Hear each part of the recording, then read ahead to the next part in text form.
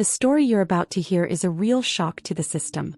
In an ordinary city, a black woman, seemingly just another regular citizen, finds herself caught in the middle of a brutal police encounter. At first, everything seemed routine. An approach, a search, an arrogant officer, and a silenced victim. But what no one could have anticipated was that this woman, humiliated and disrespected, held a secret that would change everything. What happened in this clash between authority and an ordinary passenger turned into a lesson about judgment, prejudice, and power. Get ready for an unexpected twist, because what seemed like just another case of police abuse turned into something much bigger. The golden hues of late afternoon bathed the streets of the suburban neighborhood as Amanda walked home from the corner convenience store. Her bag was heavy with law school textbooks, the weight a testament to a grueling day. In her hand, a cold can of soda offered a momentary reprieve as she strolled along the quiet sidewalk. Out of nowhere, the distant wail of a siren grew louder. A police car pulled up to the curb ahead of her, and she noticed the officer inside watching her intently. He stepped out of the car, a middle-aged man with a stocky build and an air of self-importance. "Hey, stop right there," he called, his voice laced with authority. "What's that in your hand?" Amanda stopped, startled by his tone. Lifting the can slightly, she replied, "It's just soda. Is there a problem?" Sergeant Costa squinted at her as if sizing her up for a crime. "Doesn't look like soda to me. You're drinking in public, aren't you?" "No, sir. It's just soda," she repeated, her tone calm but firm. But Costa wasn't convinced. He stepped closer, his expression hardening. "Let me see your bag. I'll need to check for other stuff you might be hiding." Amanda froze. A few passers-by slowed their pace, glancing at the unfolding scene. The weight of their judgmental gazes was palpable, but she refused to let them or Costa intimidate her. "There's nothing to hide," Amanda replied, gripping her bag tightly. "You have no reason to search me." Costa's demeanor shifted from condescension to irritation. "Are you refusing to cooperate? Open the bag or I'll take you in for obstruction." The tension was thick. Amanda held his gaze, her heart racing. She knew the consequences of defying him but also understood the importance of standing her ground. Amanda scanned the faces around her, searching for even a glimmer of solidarity.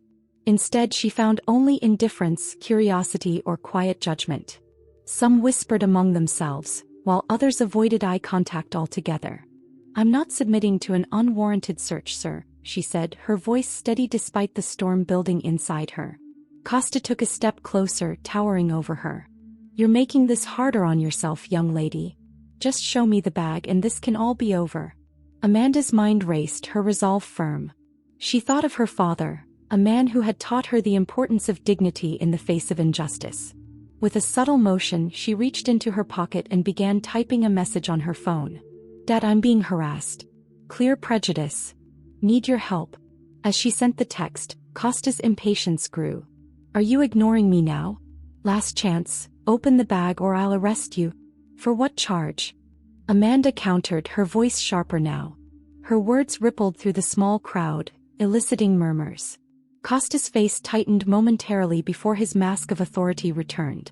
"For obstruction and disorderly conduct. Is that what you want?" Amanda's heart thudded against her ribcage, but she refused to waver. "Then arrest me, officer," she said, her tone defiant but calm. In the crowd, a man's voice finally broke the silence. "She's done nothing wrong. Leave her alone." But when Costa shot the man a piercing glare, he fell silent. Amanda's phone buzzed softly in her hand. Her father had replied. "On my way." "Hold on." Time seemed to stretch endlessly as the tension grew. More people gathered, their curiosity piqued by the standoff. Amanda reminded herself that her father's arrival could turn the tide, but until then she had to hold her ground. Costa leaned closer, his voice low but menacing. "You have no idea who you're dealing with, girl." Amanda met his eyes with unwavering determination. "Maybe you don't either," she replied. The murmurs in the growing crowd became louder, carrying an air of unease. Costa, noticing the attention he was attracting, crossed his arms, his authority challenged. Amanda remained still, holding her bag tightly, her heart pounding with both fear and defiance. The rumble of a car engine broke through the tension. A sleek black SUV pulled up to the curb and the driver's door opened. A tall man in a sharp suit stepped out, exuding an air of calm authority. Amanda's father, David, approached with deliberate steps, his presence commanding attention. "Is there a problem here?" David's voice was deep and steady, carrying across the space between him and the officer. Costa turned, his stern expression flickering with annoyance. "This doesn't concern you, sir." "I'm handling it." David's gaze shifted to Amanda, softening slightly as he registered her expression of relief. Then he turned back to Costa, his voice firm. "It concerns me if my daughter is being harassed without cause." Costa froze for a moment, his eyes darting between Amanda and David. Something in his demeanor shifted, recognition perhaps, though he quickly masked it with indignation. "Your daughter was behaving suspiciously," Costa said. "I'm conducting a lawful search." David raised an eyebrow, taking a step closer. His voice dropped, but its intensity grew. "A lawful search? Based on what evidence? Or are you simply targeting her because you can?" The crowd grew quieter, their attention riveted. Costa's face reddened, his authority visibly crumbling under David's scrutiny. "I don't have to explain myself to you," Costa muttered, but the confidence in his tone wavered. David took another step forward, his presence overshadowing the officers. "You might want to think twice about that. Because I assure you, this conversation isn't going to end well for you if you continue." The tension was palpable. Costa seemed unsure of his next move, his confidence visibly shaken. Amanda, watching from the side, felt a surge of pride and gratitude for her father's intervention. The crowd watched in silence as David squared off with Costa, the disparity in their composure stark. Costa, despite his uniform and badge, looked cornered, while David exuded unshakable confidence. A woman in the crowd suddenly stepped forward, her voice ringing out. "He's right. You've been harassing her for no reason." Others began nodding, their murmurs growing in agreement. Costa glanced nervously at the crowd, his hold on the situation slipping further. "Everyone back off," he barked, his tone harsh but lacking its former bite. David ignored him, instead turning to Amanda and speaking softly. "Are you okay, sweetheart?" Amanda nodded, her grip on her bag loosening slightly. "I'm fine, Dad. I just didn't want to let him intimidate me." David gave her a reassuring smile before looking back at Costa. "This ends now. Apologize to my daughter and walk away." Costa's jaw clenched, his pride warring with the reality of his diminishing control. But before he could respond, another voice rang out. "Wait a minute, isn't that David Soares?" Heads turned as the speaker, a middle-aged man in business attire, stepped forward from the crowd. His eyes widened in recognition. "It is him. He's a senior attorney with the state's Civil Rights Division." The revelation spread like wildfire through the onlookers and Costa's face went pale. He took an involuntary step back, suddenly realizing the gravity of the situation. David's reputation had preceded him, and the crowd now looked at him with admiration. Costa, on the other hand, was met with increasing disdain. "You had no idea who you were messing with, did you?" one man in the crowd said, his voice tinged with amusement. Amanda stood taller, her confidence buoyed by the shift in dynamics. Costa's authority was in tatters, and he seemed to grasp that his options were quickly dwindling. There's been a misunderstanding," Costa stammered, avoiding David's piercing gaze. David took a step closer, his voice firm but calm. "No, Officer Costa. There hasn't been a misunderstanding. You chose to abuse your authority and now you're facing the consequences." The crowd murmured again, some pulling out their phones to record the exchange.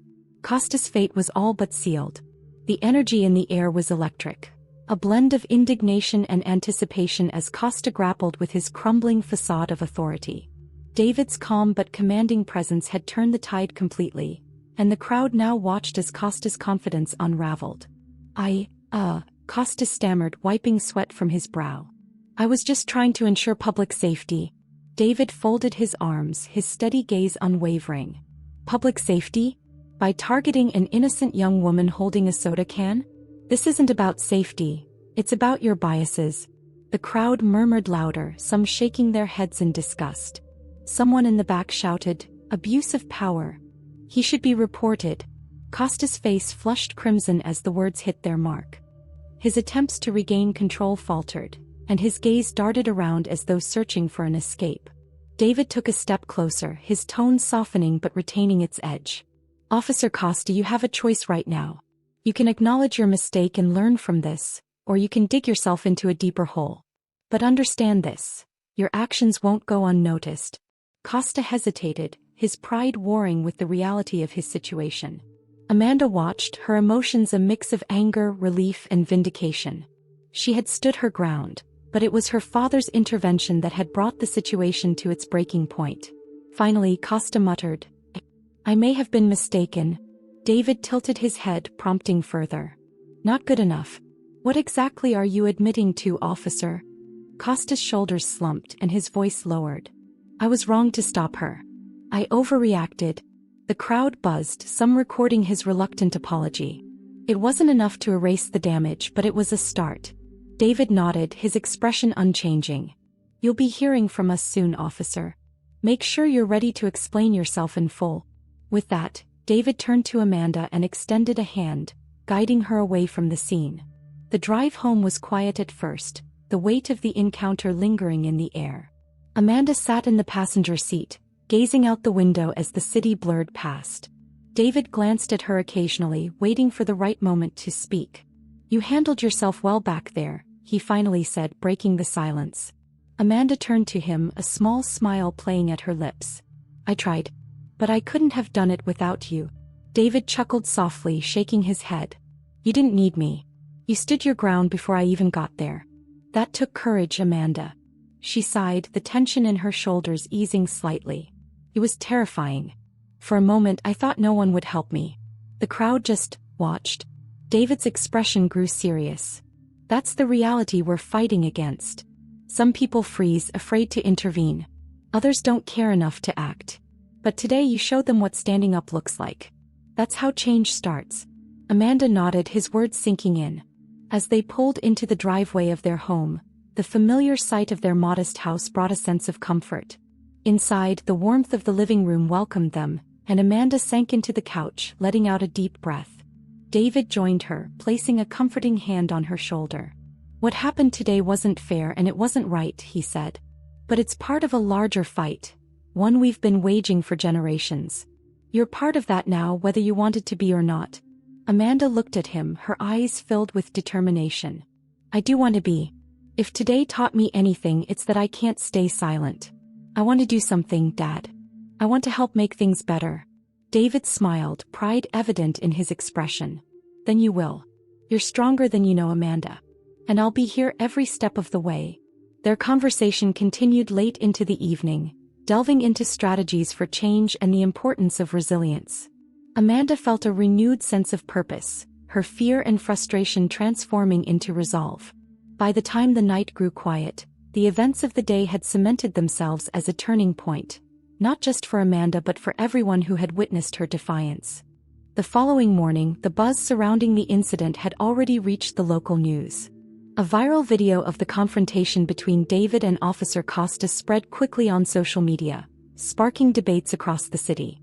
As Amanda sat in the kitchen, scrolling through her phone, she saw a flood of comments, some supportive, others critical, but most were focused on the same question: what would happen next to Officer Costa? David, sitting across the table with his coffee, watched Amanda closely, sensing the weight of the moment settling on her shoulders. "Do you want to watch the news later? It might be worth seeing how it's being covered," he said, breaking the silence. Amanda shrugged but nodded, her eyes still glued to her phone. "I've already seen the footage. I think everyone else has too," she muttered, more to herself than to him. David chuckled softly, understanding her frustration. "You'll get used to it. Public attention comes with the territory when you're fighting for change." Amanda's expression hardened. "I'm not doing this for attention. I just want people to know what's happening out there." David nodded, his voice lowering with sincerity. "Exactly. And you're doing it the right way. But there will be consequences. Officer Costa won't walk away from this unscathed." Amanda raised an eyebrow. "You think he'll get fired?" David looked at her, his eyes thoughtful. "I don't know. But what I do know is that something has to change. And if it takes people like you stepping up to make it happen, then I'm proud of you." As the day unfolded, Amanda's phone buzzed constantly with messages from friends, family, and even some strangers who had witnessed the events.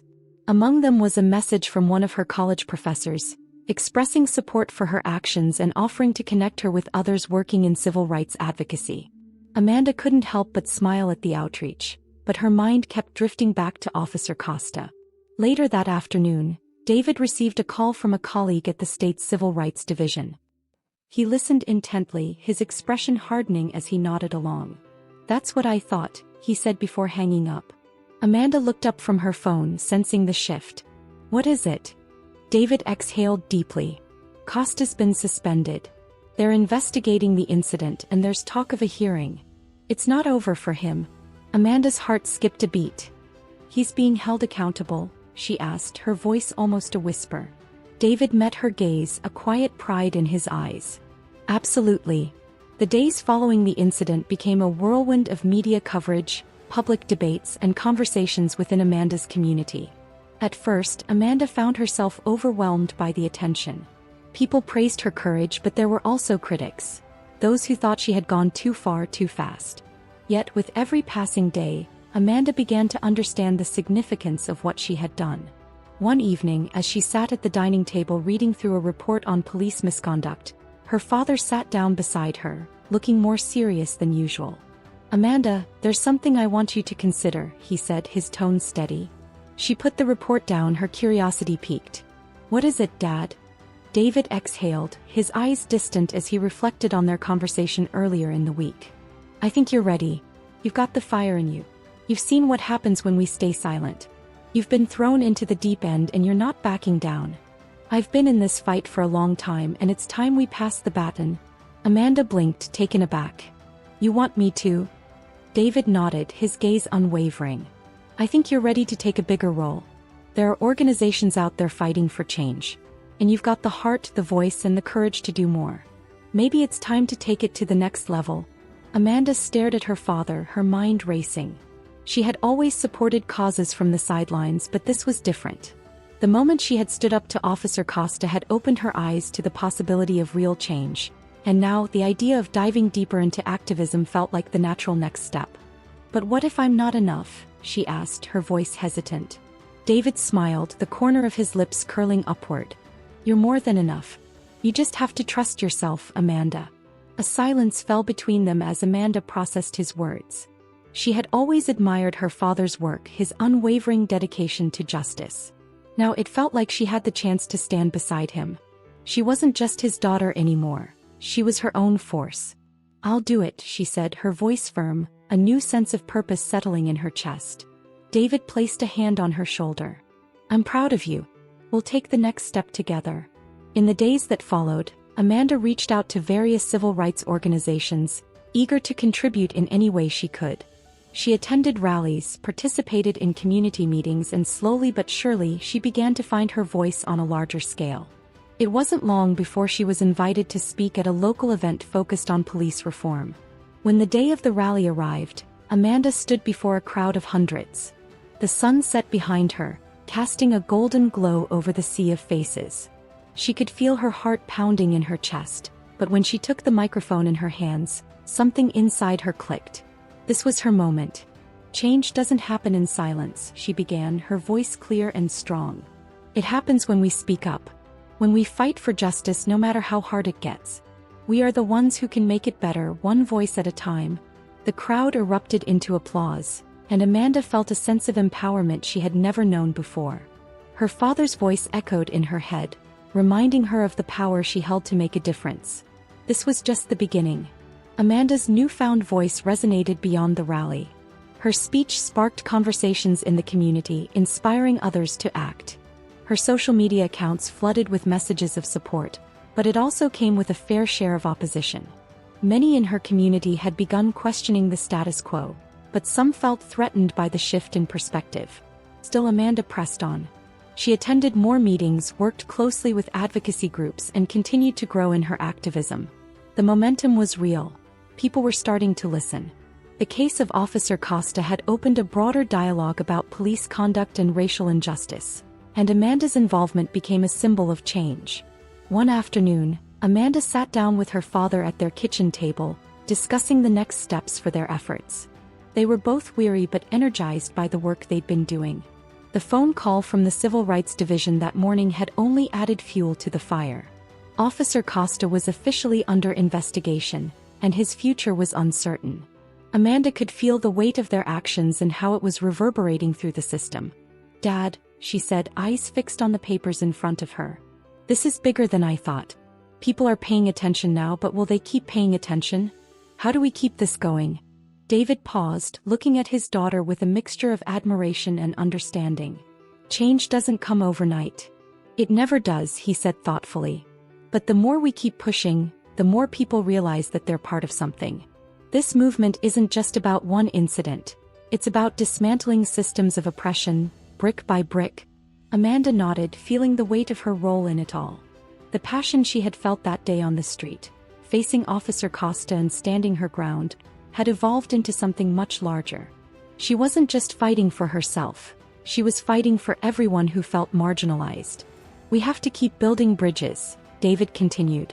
"Find the right allies, create spaces for discussion, and remind people why this fight is important. The ripple effect will keep growing." Amanda glanced at her phone, reading through more of the messages she had received. They weren't all from supporters. Some people had become defensive, voicing their discomfort with the exposure of institutional issues. But Amanda knew these reactions were part of the process. "Yeah, we're just getting started," Amanda said, determination in her voice. "And I won't back down." As the weeks passed, the investigation into Officer Costa intensified.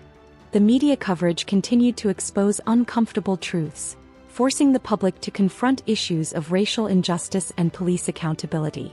It wasn't just a local issue anymore. It had become a national conversation. News outlets picked up the story, and Amanda found herself being asked to participate in interviews, to speak on panels, and even write opinion pieces. Despite the recognition, she remained focused. It wasn't fame she sought, it was change. One day, Amanda received an unexpected invitation to meet with the city's police commissioner. The invitation came from a mutual contact in one of the advocacy organizations she had joined, and though it felt daunting, Amanda knew this was a crucial opportunity. The meeting was scheduled for the following week, and as the day approached, Amanda's nerves began to surface. She had fought so hard for accountability, but would they really listen? Would they understand the urgency of her cause? David, sensing her apprehension, sat down with her the night before the meeting. "Remember, this is your chance to open the door to real change," he said softly. "You've come this far because you've stayed true to your beliefs. Don't compromise now." Amanda nodded, grateful for his support. The next morning she arrived at the police commissioner's office, her heart pounding in her chest. The building felt cold and impersonal, a stark contrast to the passion and warmth she felt for the cause. As she walked into the conference room, the commissioner, an older man with a stern expression, greeted her. He was accompanied by a few other high-ranking officials. "Ms. Davis," he said, his voice calm. "Thank you for meeting with us. I've been following your work, and I understand you have concerns about police reform." Amanda took a deep breath and spoke, her voice steady but filled with urgency. "I'm here because I believe real change is possible, but only if we confront the truth. We need better training for officers, more oversight, and real consequences for misconduct. People are losing faith in the system, and it's time to rebuild that trust." The commissioner listened carefully, his fingers steepled in front of him as he processed her words. After a long pause, he responded, "We hear you and we acknowledge that there are flaws within the system. But change takes time. It requires support from within and from the public." Amanda leaned forward, feeling the weight of the moment. "And I'm here to help make that change happen," she said, her voice unwavering. "But it has to be real. It can't just be another round of empty promises." The conversation continued for over an hour. There were no immediate promises, but there were pledges to engage in more dialogue, to review current training procedures, and to commit to more transparent community policing. Amanda left the meeting exhausted but resolute. She had opened the door, and now it was time to push forward. When she returned home, David was waiting for her, a knowing look in his eyes. "You did well," he said. "The fight isn't over, but today was a victory." Amanda smiled, her resolve growing stronger with each passing day. She had planted the seeds of change. Now it was a matter of nurturing them and continuing to stand strong in the face of resistance. As the weeks went by, the case against Officer Costa moved forward. The public pressure was mounting, and though he had tried to defend his actions, the investigation revealed deep flaws in his conduct. Ultimately, Costa was dismissed from the force, and a new round of reforms began to take shape in the department. Amanda knew this wasn't the end. It was just the beginning.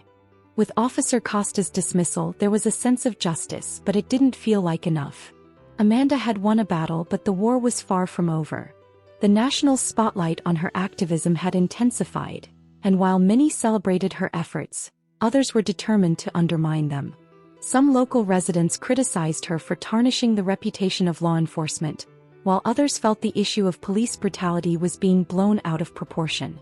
The divide in public opinion had deepened, and the wounds in her community seemed more visible than ever. One evening, as Amanda scrolled through her social media feeds, she stumbled upon a post from a local group that was vocally opposing the reforms. The post accused her of attempting to destroy the fabric of society by calling out the police, suggesting that her actions were dangerous and divisive. It stung, but Amanda knew this was the price of change. She had been prepared for the backlash, but it didn't make it any easier. David could see the toll it was taking on his daughter. One evening, as they sat down for dinner, Amanda's exhaustion was palpable. He pushed his plate aside and reached for her hand. "You've been through a lot, haven't you?" he said gently. "People will always find reasons to criticize, but you've made a difference. Don't let them take that from you."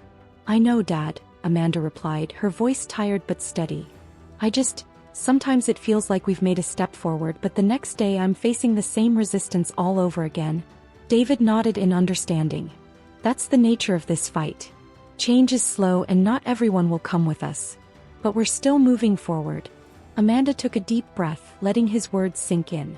She had always known the road to true reform would be long and difficult, but seeing the resistance firsthand was draining. Still, her resolve remained unbroken. She knew she couldn't stop now. The next day, Amanda attended another community meeting where tensions were high. People were angry, divided, and afraid of the changes taking place. The room was filled with voices shouting over each other, some defending the police, others demanding greater accountability. Amanda felt the weight of her position as she stood to speak. She wasn't just representing herself anymore. She was the face of a movement. "I get it," she began, her voice steady but firm. "I understand why some of you are scared. Change is hard. It's uncomfortable. But that doesn't mean we stop fighting for what's right. We're not asking for everything to change overnight. We're asking for a system that listens when we speak, that holds those in power accountable, and that works for all of us, not just a select few." The room fell silent for a moment, and Amanda could see some of the faces soften. It wasn't a complete victory, but it was progress. Her words had reached at least a few of them. As she left the meeting that night, Amanda felt a small sense of relief. The battle wasn't won, but it wasn't lost either. For every person who resisted change, there were 2 or 3 who were beginning to listen, beginning to understand. Weeks passed, and the momentum continued to build. Amanda's activism had spread far beyond her local community, inspiring similar movements across the country. What started as a fight against one officer had evolved into a broader call for systemic reform. Yet as her platform grew, so did the pressure. Amanda was faced with new responsibilities, balancing activism with personal life and the public expectations placed on her. One evening, as Amanda and her father sat on the porch of their home, David noticed the weight on her shoulders. "How are you holding up?" he asked quietly. "I'm tired," Amanda admitted, her voice barely above a whisper. "But I'm not stopping. There's too much at stake now. I've met so many people along the way. Families who've lost loved ones, survivors of police brutality. I can't let them down." David looked at her with pride, though he also felt a deep sense of concern. He had watched his daughter grow from a teenager with a passion for justice into a powerful voice for change. But he also saw the strain it was putting on her. Amanda was constantly in the public eye, her every word scrutinized, her every move judged. The emotional toll was beginning to show. "I know, sweetheart," he said. "But don't forget to take care of yourself too. You can't pour from an empty cup." Amanda smiled weakly. "I'll be okay. Sometimes it feels like I'm carrying the weight of the world on my shoulders." David squeezed her hand. "You're not alone in this. You've got a lot of people behind you. We all do." That evening, Amanda took a moment to herself, stepping outside for some fresh air.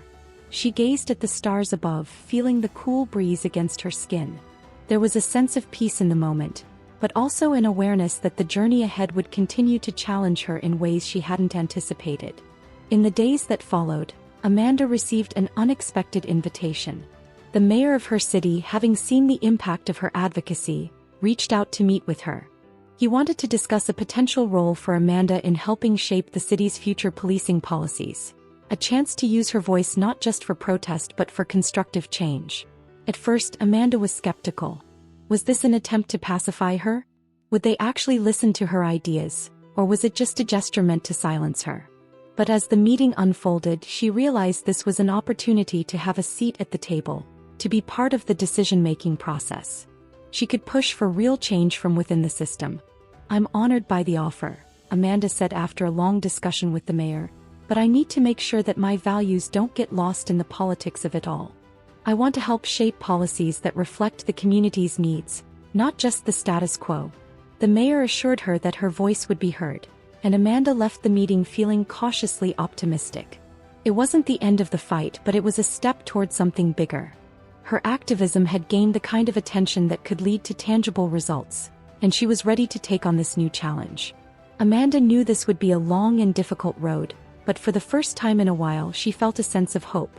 The future was uncertain, but she was determined to face it with strength and conviction, knowing she had made an impact that would be felt for years to come.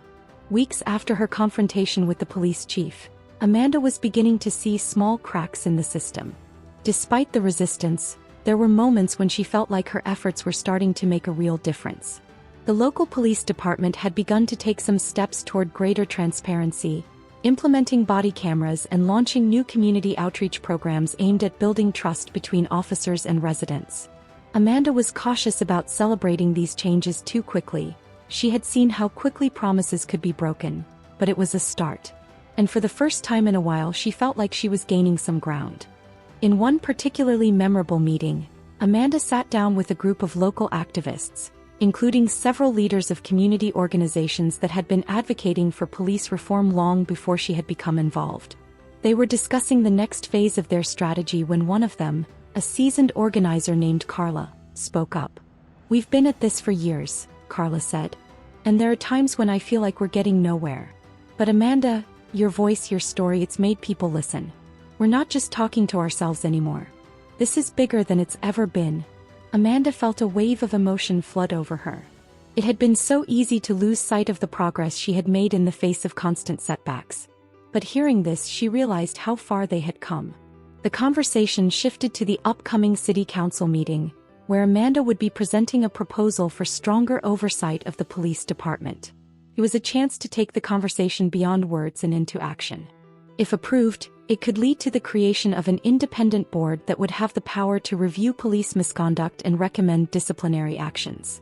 It was a critical step toward ensuring accountability. Amanda's heart raced as she prepared for the council meeting. She had worked tirelessly on her proposal, crafting it in a way that balanced both the needs of the community and the concerns of law enforcement. She knew this was the most important presentation of her life. If she could convince the council to support this initiative, it could change the entire course of her city's future. When the night of the council meeting arrived, the room was packed. Activists, residents, and members of the press filled the seats, all waiting to hear Amanda's proposal. As she stood at the podium, she felt the weight of the moment. "This isn't just about me," she said, her voice strong but filled with emotion. "This is about every person in this city who has ever felt the pain of injustice. This is about creating a system that is fair for all of us, regardless of the color of our skin. This is about accountability." The room was silent as Amanda finished her speech. The council members exchanged glances, and the tension in the room was palpable. After what felt like an eternity, one of the council members, a woman who had been skeptical of Amanda's efforts, spoke up. "I think this is the change we need," she said. "We've talked about reform for years, but we've never done anything concrete. It's time." The motion was put to a vote, and after what seemed like an impossible wait, the proposal passed by a slim margin. Amanda felt a rush of relief flood through her. It wasn't a complete victory, but it was a huge step forward. As she walked out of the building that night, Amanda could barely contain her emotions. She had just taken down another wall in the fight for justice. The work was far from over, but for the first time in a long while, Amanda felt hopeful. The future wasn't set in stone, but she had just helped carve a path forward. The days following the city council's approval of Amanda's proposal were a whirlwind. The media buzzed with coverage, activists celebrated in the streets, and a sense of optimism began to spread through the community. Amanda knew better than to believe that everything had been solved overnight, but the vote was a significant victory, a glimmer of hope that real change could happen. She returned to the community centers she had visited months ago, speaking to the same groups of residents, listening to their stories. This time the conversations were different. There was a renewed sense of empowerment in their voices. People were beginning to believe that their actions had consequences, that their voices were not only being heard but also being acted upon. At home, Amanda reflected on the long, difficult journey she had embarked on. She thought about the moments of doubt, the frustrations of pushing against systems that seemed immovable. But she also thought about the faces of the people who had stood by her, the activists who had supported her before anyone else believed in her, and the families whose stories had driven her to keep going. Their collective strength had been her anchor. One afternoon she received a call from the mayor's office. He asked her to meet with him to discuss the next steps in the reform process. Her heart skipped a beat. She knew this could be a pivotal moment. When they met, the mayor, though reserved, seemed unusually serious. "Amanda," he began, "I know we've had our differences in the past. I know that I haven't always been the ally you've hoped for. But after everything that's happened, after seeing how the community has rallied behind you, I realize that I need to do more. We need to do more. You've shown us what real leadership looks like, and it's time we commit to these reforms in a way that's more than just talk." For the first time, Amanda saw a genuine shift in the mayor's approach. He wasn't just agreeing to move forward with the reforms to appease the public, he was committed to the work that lay ahead. It was a stark contrast to the man she had once viewed as a barrier to change. In that moment, Amanda felt a surge of gratitude, but also a renewed sense of responsibility. "We've made a lot of progress," she replied, "but we're just getting started. We need to stay focused on the long-term goals. It's not just about holding police accountable. It's about changing the entire system. It's about creating a future where every person in this city feels safe, valued, and heard." As she left the mayor's office, Amanda felt the weight of her responsibility, but also the power of the momentum they had created. The task ahead would not be easy. It would take years of consistent work, difficult conversations, and constant pressure. But for the first time, she truly believed that the changes they were fighting for were within reach. That evening, Amanda stood on her balcony, watching the city below. It was the same city she had always known, but it felt different now. The streets, the buildings, even the people walking by, everything seemed to carry the potential for transformation.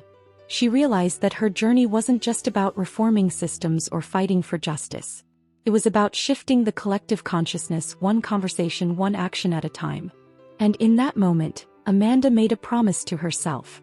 She would keep pushing forward. She would keep fighting not just for change but for a future where every person could feel truly safe, truly seen, and truly free. She didn't know where this road would lead, but she was ready to take the next step.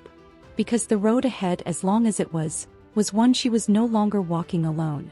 In the end, what seemed like just another case of abuse of power and racism ended up revealing the true face of the woman involved.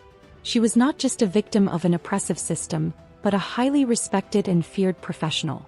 The humiliation she suffered at the hands of the officer now serves as a reminder of how prejudice can blind you to a person's true identity. The lesson here goes beyond the simple clash between authority and victim. It teaches us about empowerment, false appearances, and above all, respect.